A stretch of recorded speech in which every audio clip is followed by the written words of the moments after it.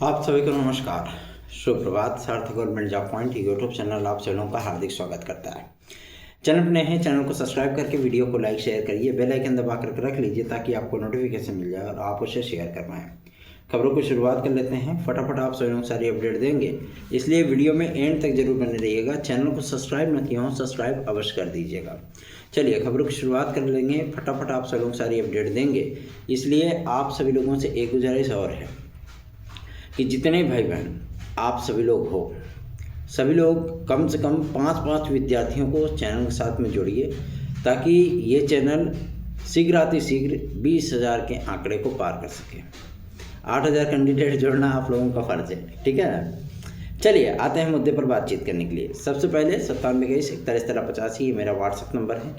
आप इस WhatsApp number के जरिए हमसे हमारे नोट्स आज प्राप्त कर सकते हैं। ये नोट्स टेक्स्ट बुक से बनाए गए मटेरियल से तैयार किए गए हैं और सबसे बड़ी चीज़ ये है कि इसमें रियल और ऑथेंटिक चीज़ें उपलब्ध कराई गई हैं, ठीक है ना, जो पाठ्य पुस्तकों में उपलब्ध होती हैं।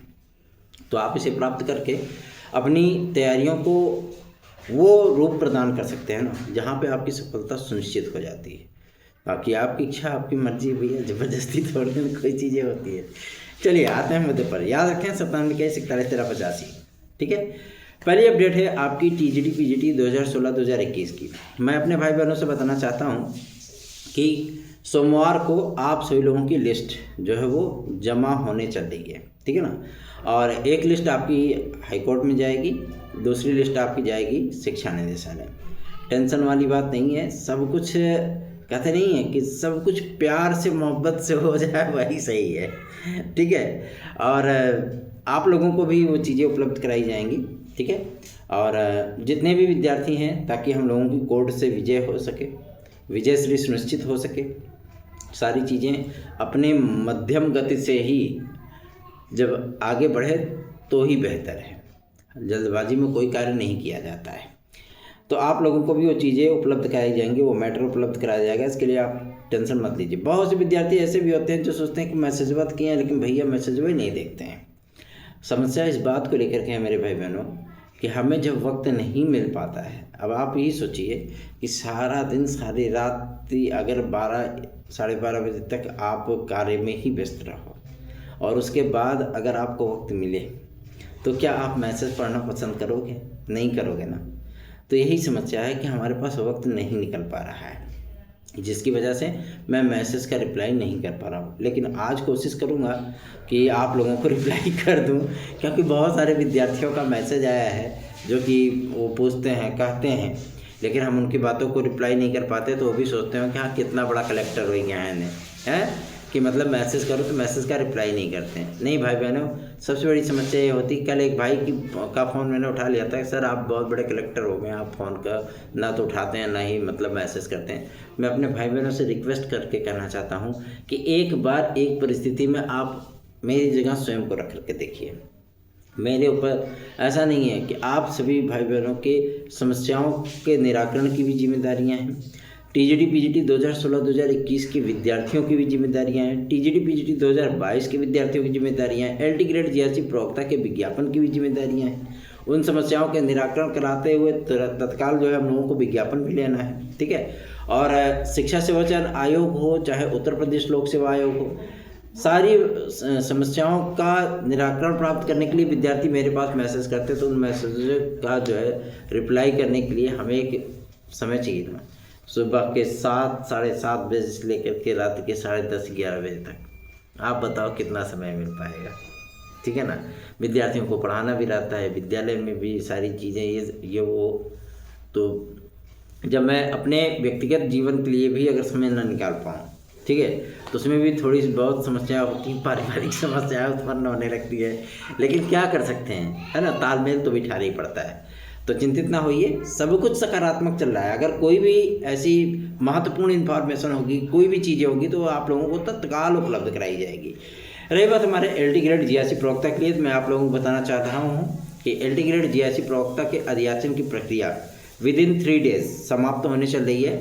इसके बाद मैं एकदम स्पष्ट कर देना चाहता हूँ, लोक सेवा आयोग को अपना स्टैंड क्लियर करना है कि भैया वो विज्ञापन जारी करना चाहते हैं कि नहीं करना चाहते हैं। हालांकि अभी एक मामला सामने आया था केवीएस में क्या मामला सामने आया कि वहाँ पे प्री मेंस और इंटरव्यू लागू किया गया। हालांकि उत्तर प्रदेश में इसको फॉलो करना संभव नहीं है कि किसी भी परीक्षा में, मतलब ग्रुप सी के परीक्षाओं में, ठीक है ना, आप त्रिस्तरीय व्यवस्था लागू करिए, ऐसी चीज़ें नहीं हैं। और यहाँ पे अमूमन टीजीटी, पीजीटी, एलटी, जीआईसी आदि के विज्ञापनों में 2 स्तरीय परीक्षाओं की मांग उठी है, मतलब अधिकारियों ने प्रस्ताव भेजा है इस चीज़ के लिए। और एक व्यवस्था को परिवर्तित करके दूसरी व्यवस्था को सेम चीज़ों पर सेम पैटर्न पे करा पाना फिलहाल तो संभव नहीं है, ठीक है ना। क्योंकि अगर एलटी ग्रेड की, बहुत सारे लोगों ने कहा होगा ना कि प्री मेंस होगा एलटी ग्रेड में, तो एलटी ग्रेड में प्री मेंस इसलिए ही नहीं हो पा रहा है, उसकी एकमात्र वजह है टीजीटी। अगर टीजीटी परिवर्तित होगा, एक ज्ञानी पुरुष ने मुझसे कहा था, मतलब विद्यार्थी है वो, एक ज्ञानी पुरुष ने मुझसे कहा था कि एलटी चाहे जो परिवर्तित हो जाए, उसमें चाहे जो आर्ताम बदलाव हो जाए, लेकिन टीजीटी में कोई परिवर्तन नहीं होगा, पीजीटी में कोई परिवर्तन नहीं होगा। अरे मूर्खों के सरदार, सबसे बड़ी समस्या ये है कि अगर एलटी बदलेगी तो टीजीटी बदलेगी। इस पे हाई कोर्ट का एक आदेश भी है। आदेश यह है कि राजकीय की नियमावली जो है वो शासकीय सहायता प्राप्त विद्यालयों में लागू किया जा सकता है। राजकीय की नियमावली, ठीक है ना। तो राजकीय की नियमावली क्या कहती है भैया, जो वहाँ पे परिवर्तित करेंगे सेम वही पैटर्न आपका जाएगा इसमें, टीजीटी और पीजीटी में। क्यों परिवर्तित हुआ, क्यों बीएड अनिवार्य हुआ, क्यों 50% की बाउंडेशन हटाई गई, क्यों सभी विषयों टीजीटी के लिए, कला आदि के विषयों के लिए भी बीएड को अनिवार्य किया गया, इसीलिए किया गया ना। क्यों, क्योंकि एलटी ग्रेड में था, जीआईसी लेक्चरर में था, इसलिए वहाँ पे लागू किया गया। जीके जीएस के पैटर्न को क्यों सम्मिलित किया जा रहा है, उसका बाकायदा सिलेबस बन रहा है जीके जीएस का कि इसमें क्या रखा जाना है। क्यों, क्योंकि एलटी ग्रेड और टीजीटी का सिलेबस सिमिलर नहीं रखना है, थोड़ा बहुत तो डिफरेंट रहेगा ही, ठीक है ना।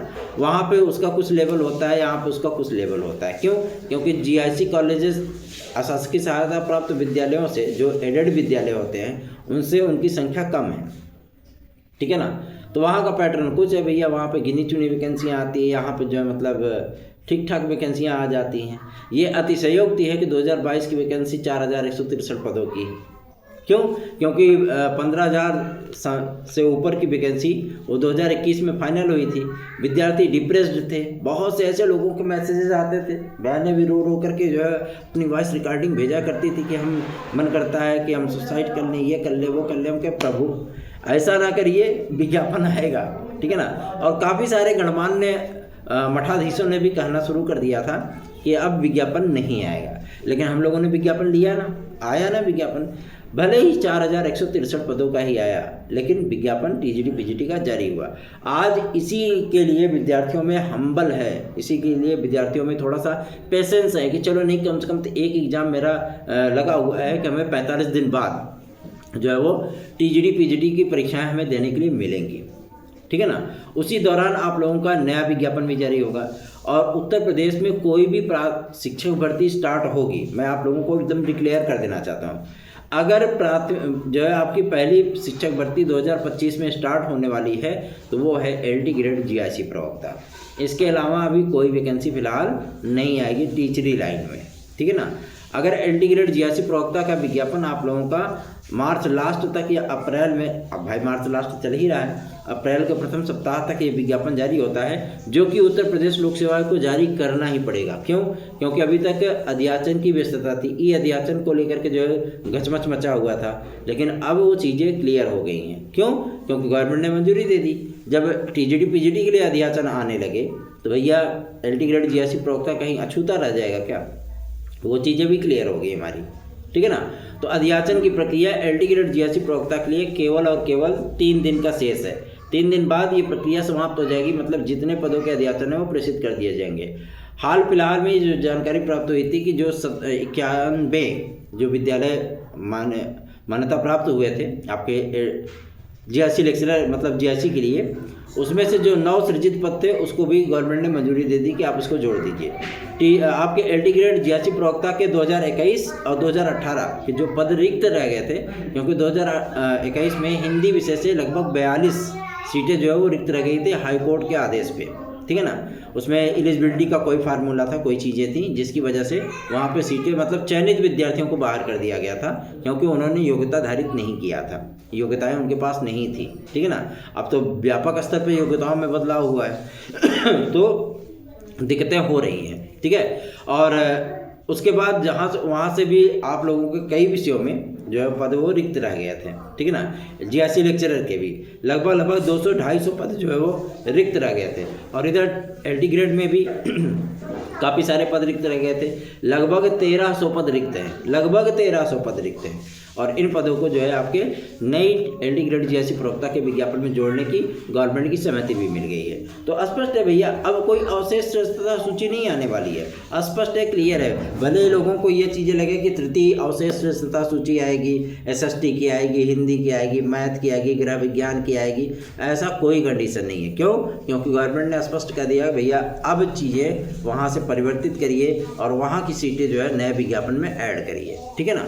तो आप सभी लोगों को जो विज्ञापन एलटी ग्रेड का मिलेगा वो लगभग मिलेगा 10,700 समथिंग पोस्ट का, इससे कम का विज्ञापन नहीं है, ठीक है। और 1300 पदों पर लगभग 1200-1300 पदों पर आप लोगों को जीआईसी लेक्चरर का विज्ञापन देखने के लिए मिलने वाला है। पहली बार ऐसा मेरे ख्याल से जीआईसी लेक्चरर के इतिहास में या एलटी ग्रेड के इतिहास में होगा कि जबकि आपके लगभग विषयों में जो पदों की संख्या होगी वो 1100, 1000 से नीचे किसी भी विषय में पद नहीं होने वाले हैं, अगर छोटे विषयों की बात छोड़ दिया जाए तो, ठीक है ना। सबसे ज़्यादा जो आप लोगों के बड़े बड़े विषय आते हैं, जैसे हिंदी हो गया, आपका गणित हो गया, ठीक है ना, सामाजिक विज्ञान हो गया, कंप्यूटर साइंस हो गया, इन सभी में क्योंकि कंप्यूटर साइंस की योग्यता में परिवर्तन हुआ है ना, अब इस परिवर्तन से जाहिर सी बात है कि सीटें जो रिक्त रह जाती हैं वो सारी चीज़ें आपकी डिनाई कर दी जाएंगी। और एक बाउंडेशन हुआ करता था 40 और 45% का मामला। लोक सेवा आयोग अक्सर इन चीज़ों को फॉलो करता है कि 40-45% की बाध्यता होती थी, लेकिन अब उस बाध्यता को भी समाप्त किया जा रहा है, ठीक है ना, कि अब इसमें कोई बाध्यता नहीं रहेगी। जीके जीएस आप पूछे, ठीक है, कोई दिक्कत नहीं है, लेकिन समस्त चीज़ों को मिला करके ही मेरिट बनाई जाएगी, ठीक है ना। अगर विद्यार्थी उस मेरिट को गेन करता है, उस मेरिट में आता है, तो उसकी नियुक्ति प्रक्रिया होगी। क्यों?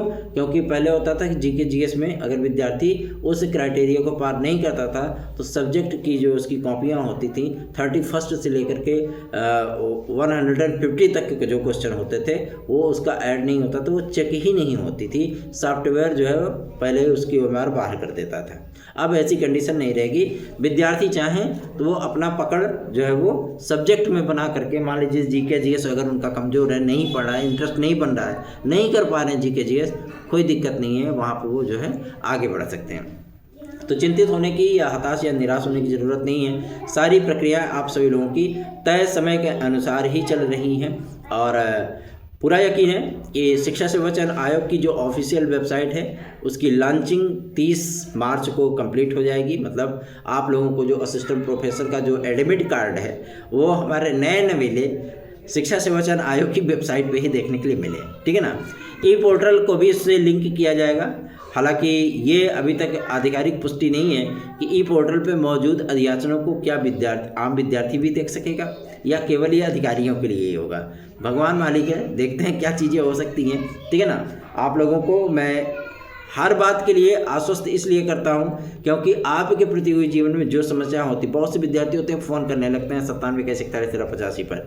मैं आप लोगों से बारंबार रिक्वेस्ट करता हूं, भाई मेरे आप फ़ोन मत किया करिए, आप मैसेज किया हो ना, आपका मैसेज डिलीवर्ड हुआ है ना, ठीक है, डिलीवर्ड हुआ है, मुझे वक्त मिलेगा मैं तत्काल उस मैसेज का रिप्लाई करूँगा। मैं चाहूँ तो हर 10 मिनट में आप लोगों को रिप्लाई कर सकता हूँ, ठीक है ना, समय निकाल लो कि चलो 5 मिनट रिप्लाई कर देते हैं, लेकिन उससे आप लोगों का कार्य ही प्रभावित होगा। क्यों? क्योंकि भैया फिर समय नहीं मिलेगा, पता लगे कि हम मोबाइल में जुझे पड़े हैं तो दिक्कत होगी ना।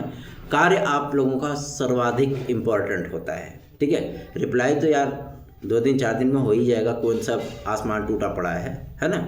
तो परेशान बिल्कुल मत होइए, और सारी समस्याओं का निराकरण आप सब लोगों का करा करके जल्द से जल्द आप लोगों का एलटी ग्रेड जीआईसी प्रवक्ता का विज्ञापन लेंगे। खंड शिक्षा अधिकारी की भी प्रक्रियाएं स्टार्ट हो चुकी है, जो सिलेबस आदि में परिवर्तन हुआ है, जाहिर सी बात है कि उसका एडवांटेज हमारे आर्ट सब्जेक्ट के विद्यार्थी, मतलब कला वर्ग से संबंध रखने वाले विद्यार्थियों को मिलेगा कि जो उसमें परिवर्तन हुआ है। मैं इसलिए कर रहा हूँ क्योंकि उसमें मैथ का एक पोर्शन होता था, उसको जीएस में कन्वर्ट किया गया, तो जाहिर सी बात है विद्यार्थियों को इससे एडवांटेज मिलेगा। और पदों का अध्याचन भी यथाशीघ्र स्टार्ट होने चल रहा है खंड शिक्षा अधिकारी का, और शीघ्रातिशीघ्र ये अध्याचन आएंगे। तो अप्रैल में आपको खंड शिक्षा अधिकारी के विज्ञापन का प्रथम दर्शन हो सकता है। मतलब उत्तर प्रदेश लोक सेवा आयोग जो नया नवेला विज्ञापन जारी करेगा उसे आप खंड शिक्षा अधिकारी के नाम से जानेंगे। टेंशन वाली बात नहीं है, निश्चिंत बेफिक्र होकर के चैनल को सब्सक्राइब करके वीडियो को लाइक शेयर कर दीजिए, क्योंकि लोक सेवा आयोग की अपनी अपनी तैयारियाँ हैं कि भैया खंड शिक्षा अधिकारी की प्रक्रिया को स्टार्ट किया जाए। देखते हैं, हमारी एलटी ग्रेड जीआरसी भी पीछे पीछे लगी है, तो इस प्रक्रिया को भी स्टार्ट कराना। क्यों? क्योंकि अभी 1 चरण 2 चरण वाला जो भूत है वो बोतल में पूरी तरीके से बंद नहीं हुआ है, ठीक है ना। अगर इस पर सहमति बन जाती है तो जाहिर सी बात है आपकी टीजीटी जो आगामी समय में आएगी, हालांकि ये टीईटी वाला जो मामला है वो इस पर अभी चल ही रहा है कि 4 स्तरीय टीईटी होनी चाहिए, स्टेट की परीक्षा होनी चाहिए। हालांकि अभी उत्तर प्रदेश में इन चीज़ों को लागू कर पाना फिलहाल संभव नहीं है, क्योंकि प्राइमरी और मिडिल का टीईटी तो कायदे से करा ही नहीं पाते हैं, और 4 स्तरीय टीईटी तो जो बहुत दूर की कौड़ी हो जाएगी फिर है ना। 4 स्तरीय टीईटी का मतलब समझ रहे हैं, कक्षा 9 और 10, 11 और 12, और इधर 6 से लेके 8, और इधर 1 से लेकर के 5, तो फिर दिक्कत ही दिक्कत है ना। अभी उन सारी चीज़ों को ही चलने दीजिए तो ज़्यादा बेहतरीन है। इसलिए 4 स्तरीय टीईटी का मामला तो पूरी तरीके से बोल लीजिए। हाँ, एक मामला ये आप लोगों का है प्री और मेंस वाला, इसका जो है केमिस्ट्री भी बहुत जल्दी ही सॉल्व हो जाएगी। और उत्तर प्रदेश लोक सेवा आयोग जब अध्याचन पा जाएगा तो उनको स्टैंड अपना क्लियर करना पड़ेगा कि भैया वो विज्ञापन जारी करेंगे या नहीं करेंगे। तो आप लोगों को करनी है प्रतीक्षा केवल 3 दिन तक की। 3 दिन बाद ये सारी चीज़ें हमारी क्लियर हो जाएंगी, स्पष्ट हो जाएंगी। आज भी हम जाएंगे उत्तर प्रदेश शिक्षा सेवाचयन आयोग। वजह यह है कि टीजीटी पीजीटी 2016-2021 के संबंध में भी कुछ जानकारियां प्राप्त करनी है, साथ ही साथ टीजीटी पीजीटी 2022 के लिए भी, क्योंकि असिस्टेंट प्रोफेसर के विषयवार केंद्रों का निर्धारण की प्रक्रिया स्टार्ट हो चुकी है। तो जाहिर सी बात है कि टीजीटी पीजीटी की भी तैयारियां स्टार्ट हो गई होंगी, है ना, क्योंकि केंद्रों की सूची तो प्राप्त हो गई है। सूचना ये प्राप्त हुई है कि जो सेंटर आप लोगों को प्राप्त हुए हैं, मतलब टीजीटी पीजीटी के जो सेंटर प्राप्त हुए हैं, उन सेंटरों के लिए, है ना, एक एक मंडल का जो जिम्मेवारी है, जो छोटे मंडल है 2-2 लोगों को दिए गए हैं। सचिव से लेकर के आपके समस्त सदस्यों को जिम्मेदारियां दी गई हैं कि वो पर्सनली सेंटरों पर जा कर के देखें कि जो मानक तय किए गए हैं आयोग के माध्यम से, वो मानक वो सेंटर वो विद्यालय कंप्लीट करते हैं अथवा नहीं करते हैं, ठीक है ना। इन सारी चीज़ों का रिपोर्ट तैयार करके 10 अप्रैल तक जो है शिक्षा सेवाचयन आयोग को उपलब्ध कराया जाएगा। तो आप लोगों की तैयारियां स्टार्ट हो गई, पढ़ाई शुरू कर दो अगर नहीं किए हो तो, है ना। कि नहीं तो फिर ऐसे असिस्टेंट प्रोफेसर की तरह लटके रहोगे, फिर बाद में ये शिकायत मत करना है अरे भैया का पढ़े का तैयारी करें, इतनी जल्दी पेपर हो जाएगा, पेपर बाद थोड़ा सा आउट टल जाए तो सही है। यही वाली स्थिति उत्पन्न मत किया करिए, क्योंकि इन सारी परिस्थितियों के जिम्मेदार भी स्वयं आप ही होते हैं और कोई नहीं होता है, ठीक है ना। आप लोगों को जानकारी दी जाती है तो बहुत सारे लोगों को मजाक लगता है, बहुत सारे लोगों को मजाक लगता है, लेकिन जब वही जो है जोर का तमाचा धीरे से लगता है तो फिर तब चकरा जाते हैं। अरे मान लिए होते बात तो आप तैयारी कर लिए होते। बाकी आपकी इच्छा आपकी मर्जी। धन्यवाद, आप सभी का दिन शुभ हो।